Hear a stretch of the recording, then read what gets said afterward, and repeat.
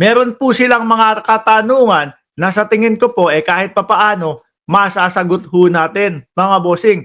Ilan po sa katanungan nila, bakit daw po merong impeachment na inihahain kay Vice Presidente Inday Sara Duterte? At marami pa pong iba, mga bossing. Ito, ewan ko kung saan to. Meeting po yata ito. Kailangan nila ng LPG. Ay! Sino present dyan? Nandiyan si Bungo. Nandiyan si Bato. Nandiyan si Ipe. No? Dalawa dyan, mukhang mahihirapang makapasok sa susunod na senator, mga kababayan. Bato, nasa number 14 ang pangalan niyan. 12 to 14. Pagka nandun, medyo delicate no? Si Ipe, nasa pang 20 ho yan, mga bossing. Si Bungo, nung isang beses, kung hindi ako nagkakamali, number 5, pero unti-unti din pong pababa. Spaghetti din po si Bungo, mga bossing. Eto, parang may meeting po yata sila. Pakinggan natin, may mga katanungan na siguro ho, kahit papaano, makakabigay tayo ng kasagutan sa kanila. Umpisahan na natin to, baugbog! Bakit walang humpay yung marketing? Bakit walang humpay yung paninira? Bakit may impeachment si Inday? Sino kaya tinatanong nito, mga bossing? Yung kampo po kaya? Yung kampo po kaya na sumusuporta sa gobyerno o yung kampo ni dating Pangulong Duterte? Bakit daw po tuloy-tuloy ang paninira? Sandali. Paano ba nag-umpisa yung paninira? Di ba ang unang nanira po, mga kababayan, ang unang nag-fake news si Digong. No? Ang kauna-unahang fake news ni dating Pangulong Duterte yung weak leader. Di ho ba? Hindi pa ho, kumbaga, nasa kalagitnaan pa lang po ng kampanya. Nabuo pa po yung tandem ng Uniteam. Pero banat na po ng banat si dating Pangulong Duterte. Hindi matahimik. Weak leader yang si Marcos. Di ho ba yun? Sumunod, mga kababayan, yung paulit-ulit at walang katapusan na sinasabi nilang meron tayong presidenteng bangag. Mga wala pong napatunayan. Ang napatunayan po, mga bossing, si dating Pangulong Duterte na weak pala pagdating doon sa pagtatanggol sa atin, no? Doon sa karapatan natin sa West Philippine Sea. Yun ang mas napatunayan ho, mga kababayan. Yung paninira ni kayo diyan. Sige nga, mga DDS, alam ko nandyan din kayo, no? Kung meron kayong nakita, kung meron kayong narinig nung paninira, no, na sinabi ang ating Pangulo, i-comment nyo diyan, babasahin ko, no? Kayo naman po, na mga nakasuporta kay PBBM, may narinig na ba kayong nanira ang ating Pangulo? Parang ang lagi ko lang naririnig, sila po, banat ng banat, hanggang umaabot sa punto na yung pagbanat ho nila, mga kababayan, nanggigigil na sila. Bakit? Hindi mga pinapansin Tuloy lang ho ang trabaho ng presidente natin. Meron silang mga patutsada, ayun. Hindi papansinan ng presidente. Waste of time nga lang po kapag pinansin pa ho sila. Dahil ultimo ho sila, mga kababayan, hirap silang papaniwalain yung kanilang sarili doon sa mga ibinibintang nila kay PBBM. Di ho ba? Game. Kasi nandito tayo. Yes. Kasi Ano daw? Kaya daw tuloy-tuloy ang paninira kasi nandun daw sila. Okay? malakas tayo. Kailangan bakbakan. Kailangan tuloy-tuloy yung bakbak nila. Di ba kayo yun? Di ba umaaray kasi kayo? Dahil unti-unting nasisilip, unti-unting nakikita yung mga irregularidad nung sila po ang namumuno. Kaya kayo tuloy-tuloy ang bakbak sa administrasyon. Di ba sila yon, mga boss? Yung mga kung ano-anong mga ibinibintang kay PBBM. Yun ang nakikita ng sambayan ng Pilipino. No? Yung tuloy-tuloy na bakbak nila, yung tuloy-tuloy na kung ano-anong mga paninira ho nila, mga bossing, dahil nga ho, kinakabahan sila na mas lalong mas madami pang madiskubre ang sambayan ng Pilipino. O tingnan nyo, sige nga, malakas kayo. Baka yung sa kilikili ninyo malakas. Ano? Baka yung sa kilikili ninyo malakas. Malakas! Ilang beses kayong nagsusumigaw. Mag-EDSA tayo, mag-EDSA tayo. Hanggang ngayon, ilang piraso pa din yung pumupunta sa EDSA. Vlogger pa yung mas madami, ha? Eh bakit porsigido yung mga vlogger na pumunta doon? Eh kasi nga ho, mga kababayan, meron mga palipad. Di ba? Eh kasi nga ho, madaming nauuto doon sa live.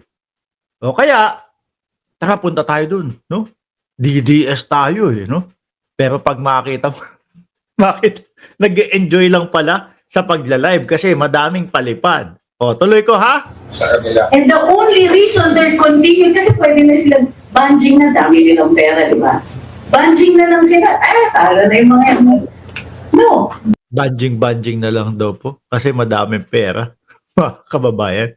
Oh. Bakit pa sila nangangampanya? Bakit kailangan nila ng artista? Bakit kailangan nila ng mga call armies Yes. na nandun sa HQ?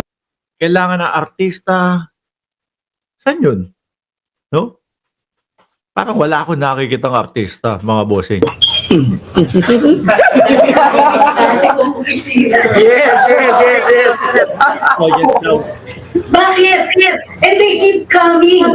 They spend a lot of money on us. Tinutol tayo, tinutol sila, nagpapakawala ng kung ano-anong chismis, kung ano. Wow! Ang galing! Nagpapakawala daw po ng chismis, mga bossing. Saglit lang. Kampo nyo yan. Di ba? Akala ho siguro nila, mga kababayan, hindi ninyo nakikita yung mga nangyayari po. Akala ho siguro nila, mga kababayan, kumbaga, wala kayong nakikita doon sa kanilang mga ginagawa. Ano ho? Nakakahiya ho yung ganyang ginagawa nila, mga bossing. Yung tipo bang sila yung gumagawa, pero ibibintang nila. Akala nila walang social media. Akala nila, kumbaga, mga bossing, sila lang po ang napapakinggan. Siguro akala nila 1980s, no? Na kung ano lang yung mga sabihin nila, yun lang ang napapakinggan ng taong bayan. Ay hindi, mali. Namimili po yung sambayan ng Pilipino pagka po nasa YouTube, nasa Facebook, mamimili yan. Tingnan ko nga yung sinabi ni Mark Ramos. Tingnan ko nga yung sinabi nitong nitong mga DDS. Tingnan ko nga yung sinabi ng mga ibang mga vlogger. Tingnan ko nga kung ano talaga nangyari. Ganyan ang taong bayan niya yun. Kaya yung mga, kunyari, kagaya po nung kay Bungo, mga kababayan, yung sinabi niya na, walang reward system, binalikan. Nakita sa interview, siya mismo nagsasabi, 500, 1,000, 2,000 pag nanlaban. Isa sa dahilan kung bakit hindi pumupunta sila Bungo doon sa Kongreso. Kasi, pag sinabi niyang walang reward system, ay nako, siguro si Benny Abante, no, na kongresista, si Dan Fernandez, si Paduano, o kung sino man, sa dami po nung kongresista na nandoon, mga kababayan, isang beses lang, no, o isang kongresista lang ang magpalabas nung video na nagsinasabi niya about sa reward. Nakakahiya na siya. Siguro hindi na magsasalita at hindi na sasagot yan. Alam nila yan sa isip nila, mga bossing, kaya po hindi sila uma-attend sa mga ganun. Di ba? Ng masasamang salita, pinapaimbestiga sa NBI. Thank you, sir. O bakit naman inimbestigahan sa NBI ang Vice Presidente? Parang wala namang narinig ang sambayan ng Pilipino na gustong ipategi. May inutusan para ipategi si Martin Romualdez na House Speaker, para ipategi si First Lady Lisa Marcos, para ipategi ang Pangulo. Yung po, hindi, chismis lang, hayaan nyo na yun. Huwag na natin pasinin yun. Vice Presidente, pangalawa sa pinakamakapangyarihang posisyon po sa Pilipinas. Tapos, okay na lang yon. Huwag imbestigahan yan. Hayaan mo na yan. Di ba? Yung mga binabanggit, yung mga sinasabi ho nila, mga kababayan, yung tipo bang pinagmumukha tayong engot, na ang akala nila hindi natin alam kung ano yung mga nangyayari ho. Oh. Ako yun. Bakit? Bakit hindi sila tumitigil? Kasi tignan nyo, nag-grant sila online. The only thing they can come up is kasuhan siya. Oh. Siguro kung ako nagsalita, no? Kunyari sa akin manggaling, ipapategi ko ang vice-presidente kapag kami nangyari sa akin. Baka nakakulong na ho ako eh. Di ba? Baka patong-patong na din ho ang kaso ko, mga kababayan. Ang hirap ng posisyon nila, no? Yung mga vloggers, ayan po, yung mga nagtatanggol sa kanila. Ang hirap ng posisyon nila, mga bossing. Yung ipagtatanggol mo, kahit sabihin mo pang lawyer ka, mahirap ipagtanggol yung mga Duterte ngayon. Biruin mo, gusto mong ipamukha na parang normal lang yung mga sinabi ng vice-presidente na may mga pategi-pategi. Papategi, Pangulo, asawa ng Pangulo, at yung House Speaker. Parang gusto nilang, tignan mo, kakasuhan nila si BP Sara. Oh. Nag-grant lang si BP Sara doon sa social media. Parang gusto nilang inormalize yung mga ganon, mga bossing. Astig, ano? Ibang klase pala dyan sa DDS. Bakit? In spite of the rant, dami nagsasabi, she shouldn't have done that, she shouldn't have done that. Hindi. Imbis na mawalan ng loob ang mga tao, nabuhayan tayo. Yes. Hoy, nabuhay. Bakit walang pumupunta sa EDSA? Nabuhayan pala eh. Bigla palang nagka-interest eh. Bakit walang pumupunta sa EDSA? Ano nangyari? Kung nabuhayan niya mga yan, at kung talagang madami ang sumusuporta, at kung talagang malakas sila mga boss, no? Yun pong sinimulan nila nung mautog doon sa Davao, hindi po magsasubside yung tao, hindi mauubusan ng tao yun. Ngayon, 17, 18, kalahati pa vlogger doon. Nag-e-enjoy doon sa palipad ng mga OFW, kaya talaga namang masigasig pumunta doon sa kanilang mga mautog. Di ba, Ma'am Maritel T at Sir Rego Adventure? Oh. At sabi ni Estela, Austria, no more Duterte, please. Yes. Ano nangyari? Hindi nyo ba nakikita, we are coming together. Why do they have to keep doing this? Kasi padating ang 2025 elections, and the one thing that is stopping them from absolute victory is us. Yes, correct. Mismo. Kumapit tayo, naniniwala tayo, we want the governance that we got from 2016 to 2022. Oy! Sige nga! Tanong tayo dito sa comment section. Comment section! Madami daw gustong magbalik yung kung paano daw po namumuno yung 2016 hanggang doon sa kalagitnaan ng 2022. Press 1 nga kung gusto nyong magbalik yung pamumuno ni dating Pangulong Duterte, yung style Duterte. Press 2 kung ayaw nyo. Sige nga. Oh, di ba? May replay po ito, mga kababayan. Meron pong replay ito, mga bossing, no? So, kung sasabihin nila, yan namang channel ni Mark Ramos eh. So, si Saldi, nag-press 1, negative 1 naman. Meron pong replay ito, mga kababayan. Kung sasabihin po nila, channel ni Mark Ramos yan eh. Supporter ng gobyerno yan eh. May replay, mapapanood ng mga DDS. Pwede silang mag-press 1 din dyan. Di ba? Kung talagang gusto. Diyos ko, Lord. Kung ganun, nako, malamang balikan na po ulit tayo doon sa mga pangakong napako. Doon sa mga pa-West Philippines, sabay babawiin ni dating Pangulong Duterte. Eto palang mga to eh. Hindi alam nila na eleksyon nung sinabi ko yun. Sa madaling salita, mga bossing, rektahan. Nagpabola tayo. Ano po? Gusto natin safe yung kalye. Gusto natin may healthcare. Miss na miss ko yung 100 million a month sa PJ. Yes. Oh. Namimiss ko yung free speech. Di ba? Hindi, kung volatile lang, di ba, lahuraan na lang tayo Correct. online. Okay lang yun because that is free speech. Pero anong ginagawa nila ngayon? Kinakasuhan tayo. Imagine. Sino ba mga nagkakaso sa kanila, mga bossing? Pangulo ba? Hindi naman. Di ba? Yung kay Maharlika, ilan ang naging kaso? Mga kababayan. Puro individual na tao, di ba? Chi at Rosemary Sales, si Abel Bacudio, mga bossing, pribadong tao. Si Puwi Quiñones, siniraan niya doon sa, kumbaga, sa negosyo, pribadong tao. Who else pa? Sino pa daw? Mga kababayan, yung mga may kaso. Si Roque, may mga napatunayan na may papeles sa loob ng Pogo. Yun nga yung, doon nga nag-ugat yung sinasabi ng mga kapwa natin Pilipino, honeymoon daw. Huwag kayong huy. Ano lang yun? Kumbaga, si A.R. de la Serna, siya ang napili na magturok ng insulin kay Roque kung sakali na umatake yung diabetes.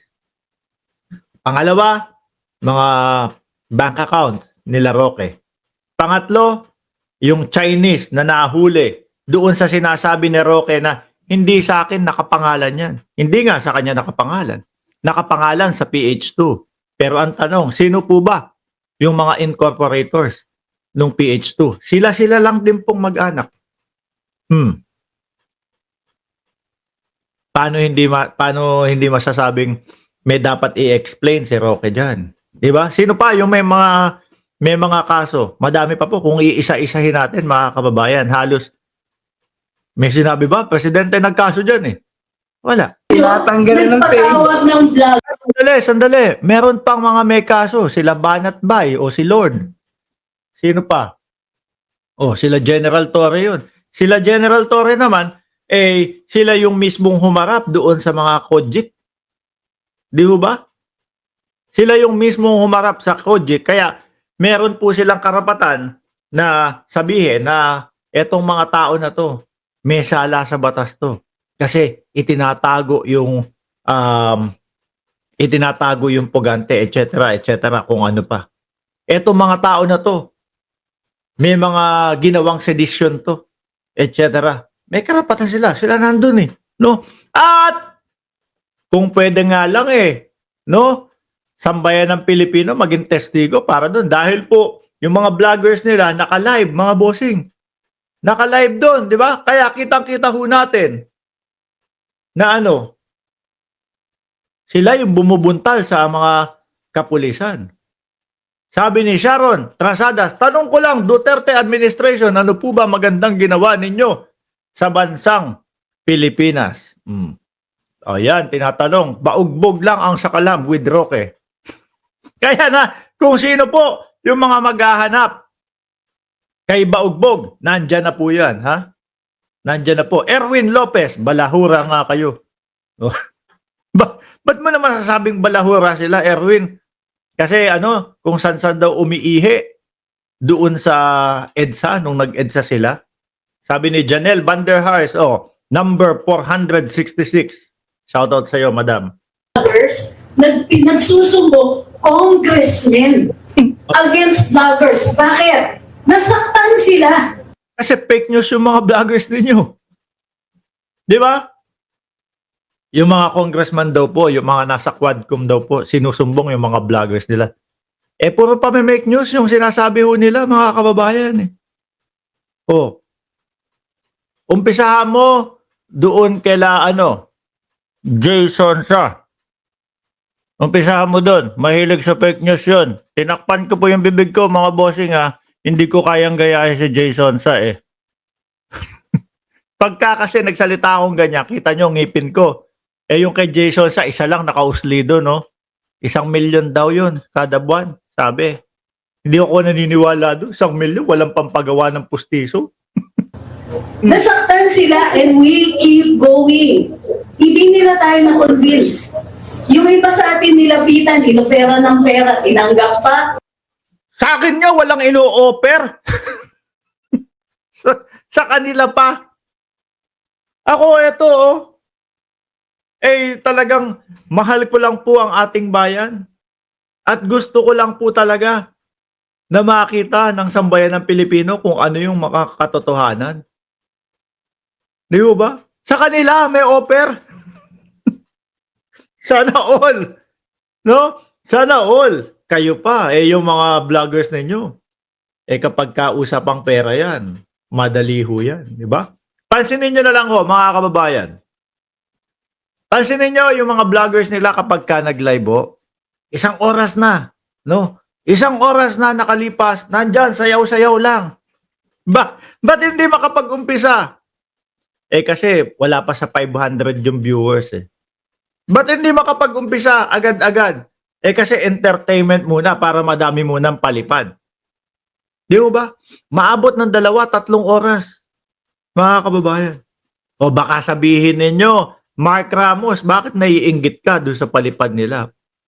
Kung ako naiinggit sa palipad nila, malamang lahat po ng lahat ng mga super stickers ko, yung mga super chat ko, naka-on yan. Ako mismo ang nag-off ng mga super stickers at sa mga super chat namin, mga bossing. Bakit? Mas gusto ko po ibigay ninyo yung ipapalipad ninyo sa akin, ibigay ninyo doon sa mga mahal nyo sa buhay, sa anak ninyo, sa nanay ninyo, sa mga magulang ninyo. At para hindi kayo hagilapin nung inyong mga inaanak, ha? Ibigay nyo yan doon sa inaanak nyo. Yan. Araw ng Pasko, magbigayan tayo. Mamaya ho, mga kababayan. May paano ulit tayo, may pa-Gcash ulit tayo dyan, no? Hanggang ano na yan, hanggang katapusan na yung pa-Gcash natin na yan. Game, tuloy pa. No. Hindi malunok eh. Ang hirap. So think of it this way, it's not a bad thing that they keep coming after us. It means nandito tayo, it means we are so strong. The only thing they can... Malakas na no. It means malakas, so strong. We are so strong now. Kaya pala, mismo nga ang dating Pangulong Duterte, hindi na makapaniwala. Kung may naniniwala pa sa kanya. Nalulungkot na yung matanda. Patapos na yung, nasa huling yugto na siya ng buhay niya. Tapos doon pa nangyari yung hindi na naniniwala sa kanya. Kung madami pa pong naniniwala sa dating Pangulong Duterte, puno yung EDSA. Mga bossing, no? Kung madami pa pong naniniwala sa dating Pangulong Duterte, yung mga mautog niya na nandoon siya, dinadayo na po yun. Mga bossing. Sabi ni Cesar Maltiso, Biyernes ngayon, wala bang vlogger power sa Robinson? Mewan ko, siguro wala na. Mga bus na lang po ang nandun. Di ba? Miski, mga boss, kung nung panahon ng 2016, pag sinabi mong nandyan si dating Pangulong Duterte sa lugar na yan, dagsaan tao. Eto pong mga mautog nila, laging nandyan Pero wala nang pumupunta. Hindi yung zero Hindi yun yung ibig ko sabihin.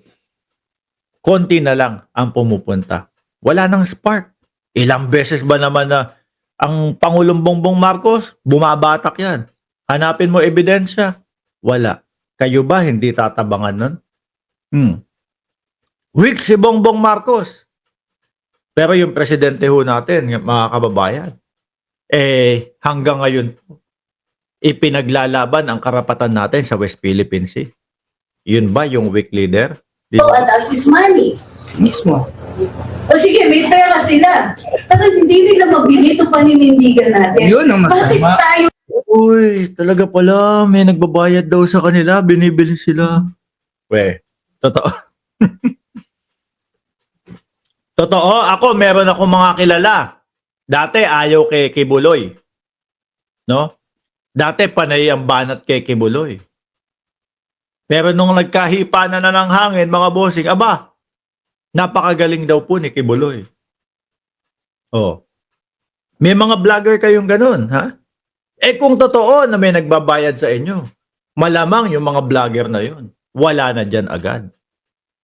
Di ba? Ganun kasimple yun. nandito? Yung mga kapatid natin, maswerte tayo, may mga senador tayo. But Ay, saglit lang. Sino daw? Maswerte daw po sila. May mga senador sila. beyond that, sino pa kakampi natin who are still in power? Tinanggal lahat ng Duterte appointees. Tinanggal lahat ng mga related sa mga Duterte. Tinanggal lahat ng anybody who said anything nice about former President Duterte or Vice President Inday Sara. Tinanggal na nila lahat sa gobyerno. Eh baka mga walang walang maitulong. Di ba? Walang in power, pero takot pa rin sila sa atin. Where is that fear coming from? The fear na hindi sila mahal eh. Mismo. Hindi nila mabili yung pagmamahal. Respeto. Bakit? Di ba? Ano daw? Hindi sila mahal? Eh baka hindi ginagawa yung kanilang mga trabaho. O mga nasanay